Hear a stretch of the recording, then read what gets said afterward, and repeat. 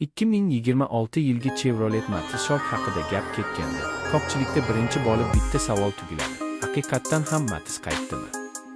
Ha, bu afsonaviy, oddiy, ammo xalqona avtomobil zamonaviy ko'rinishda yana sahnaga chiqdi. 2026 Chevrolet Matiz Shock bu shunchaki eski nomni qayta tiriltirish emas, balki bugungi shahar hayotiga mos, tejamkor va qulay mashina konsepsiyasining yangi talqini.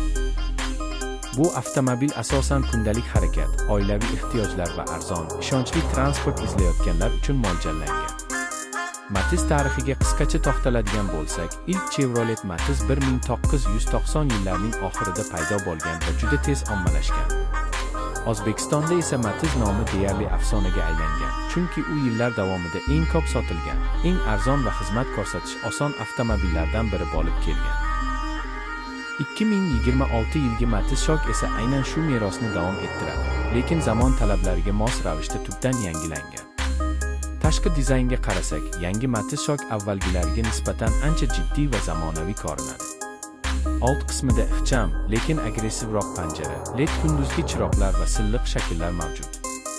Kuzov chiziqlari yumaloq, aerodinamik jihatdan yaxshilangan bo'lib, bu nafaqat tashqi ko'rinishga, balki yoqilg'i tejamkorligiga ham ijobiy ta'sir qiladi.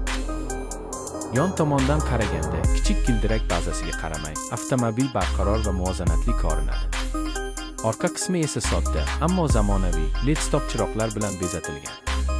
Salon ichiga kirganingizda, Matiz Shockning eng katta o'zgarishlarini sezasiz.